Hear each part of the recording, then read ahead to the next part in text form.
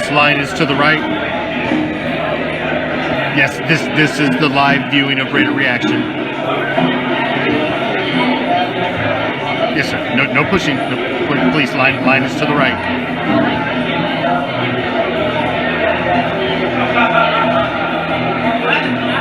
Yes, ma'am, the VIP line is to the left. If you give me your name, I'll see if you're on there. Go ahead, step to the left, man. Hey, man, I don't mind if you smoke that at all, but you can't smoke that here. You're going to need to take that over there, away from the crowd, please. Thank you. Yes, this is the live viewing of Raider Reaction. The Commish will be here tonight. Please, line is to the right. Yes, sir, I know it won't be much longer. I apologize. They try to put on a tight show.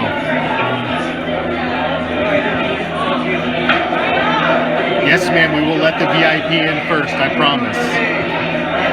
You're VIP for a reason.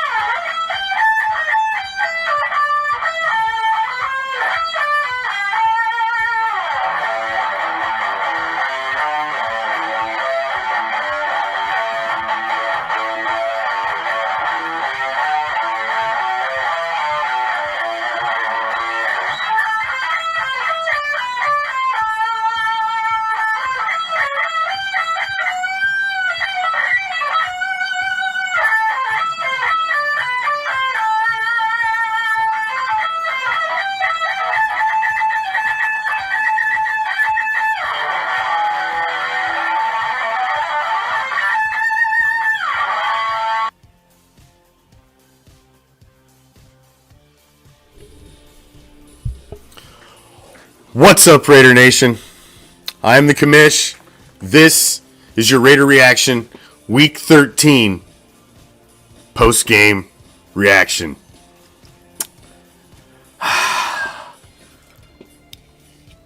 Well, let's start with the first half, shall we? Which was one of the most painful halves of football I've watched in a tremendously long time. Your last game was on Thursday, Thanksgiving Day. You had extra time to put that fucking game plan together. And that's what you came out with in the first half of football? You had extra days to fucking do extra credit on the fucking game plan. And that's what you put out there.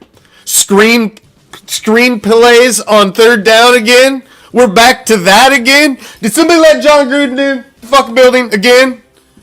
Like, come the fuck on, man. That was painful to watch. That great. You got a pulse at the end of the game. That's fabulous. If you weren't pissing down your leg for the first fucking half of football, you wouldn't have had the fire drill at the end. The inability to even get into the red zone. Fuck red zone scoring. You couldn't even get there. This is getting old, man. This is getting old. It's like dating a fucking bipolar chick.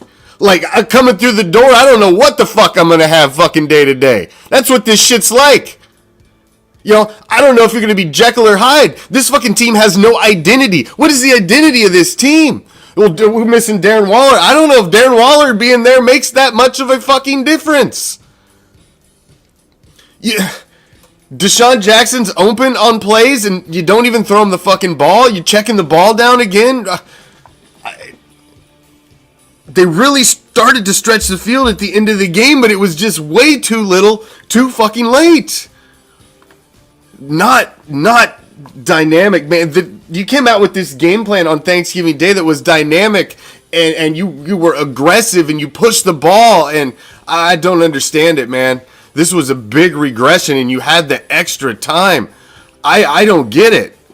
I don't understand this one. This one's a hard pill for me to swallow. It really is. I thought coming in with the extra time, you're really gonna see a dynamic game plan, and man, that ain't what you seen at all. Silver lining, defense looked phenomenal. I guess if you want that's your silver lining. Your defense looked spectacular today. They held you in the game. Hobbs with his first pick. Divine Diablo actually looked pretty good when he got in the game. He was some life there, helping out in the linebacking core when we had some guys going down. You can't put this on the defense, man. Again, Max Crosby getting held repeatedly. When are they gonna fucking call that shit? But I know a lot of people are gonna try to point to that penalty that didn't get called against Zay Jones. To me, I could see them calling that, but I could also see them not calling it. There was nothing he did to Zay Jones that impeded his ability to catch that ball. Nothing whatsoever. The tug of the jersey was just him he had a hand on him as Zay Jones had a hand on him. They were feeling each other, going for the play. When you bring your game down to plays like that and you're relying on shit like that, that means you failed long before that point of the game. Okay? When you're standing and trying to throw the ball 60, 70 fucking yards into the end zone, that means you've already failed long before that. You can't point to that play and say, that's why we lost. No, you lost because you allowed yourself to get in the fucking situation that has you bombing the fucking ball at the end of the game. That's why you lost. Okay? It's not because of some ticky-tack fucking play at the end of the game when you were already in desperation situation. That's not why you lost the fucking game. The fact you're under fucking 20 points in this type of a game, you should have came out and went to gut the Washington football team from the beginning, and that did not seem to be the game plan they came out with. They were not dynamic in the first half. It was a tough game to watch. This was a tough game to watch. And now, man, you got to be a huge Donkey fan tonight now. You got to hope the Donkeys knock off the Queefs, because you just watched the fucking Chargers run fucking ruckshot over the fucking Bengals, and Joe Burrow and the Jamar Chase show. They go put a fucking 40 burger. Now, if the Chiefs win tonight, they go to 8-5. You're sitting at fucking 6-6, tripping over your dick. You had extra days to game plan, to practice, to get ready for the the Washington football team. Come on, man. This fan base deserves so much better of a product than what this fucking franchise puts on the field. This fan base gets the shaft on fucking so many weekends a year. It's ridiculous anymore. This fan base deserves so much more, man. It really does. We had El Piratas in the fucking house from Raider Reaction. He travels there today for the game, and to go there and just see that type of performance, and you waste your hard-earned money, fucking big block of fucking time out of our weekends we spend watching this, and we deserve more, and we deserve better than this, man. One winning season in fucking 2 decades? This shit's getting old. When is this team going to step forward and fucking grasp the fucking ring, man? When are you going to step forward and become relevant? More than fucking 1 or 2 weeks a season. This team has been on the tongue of the talking heads for a few weeks every fucking season over the past 5. And then they just completely fall the fuck apart. This was a painful loss, man. I motherfucking hate the Redskins. I hate the Washington football team. They were the first rival in my fucking football, in my sportsdom, in my fandom. My best friend when I was 8 years old was a fucking Washington Redskins fan. And I was watching the Super Bowl with him the day I was emblazed into the Raider Nation. That day, like, the very first team I hated was Joe Theismann and the Washington Redskins. The first team I hate these motherfuckers. And I'm gonna lose to Heineke? Heineke? Come on, man. You got out-dueled today by Heineke.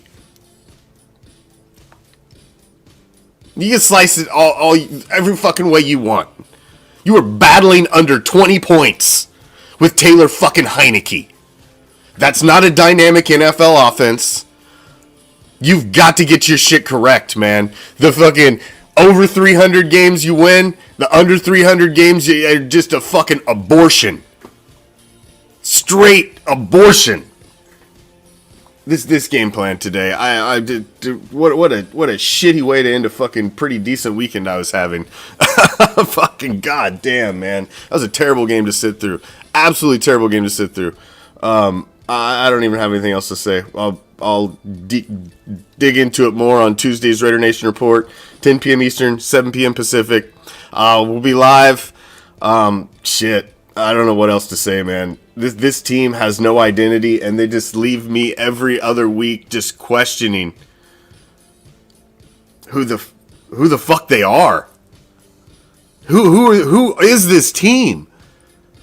I just.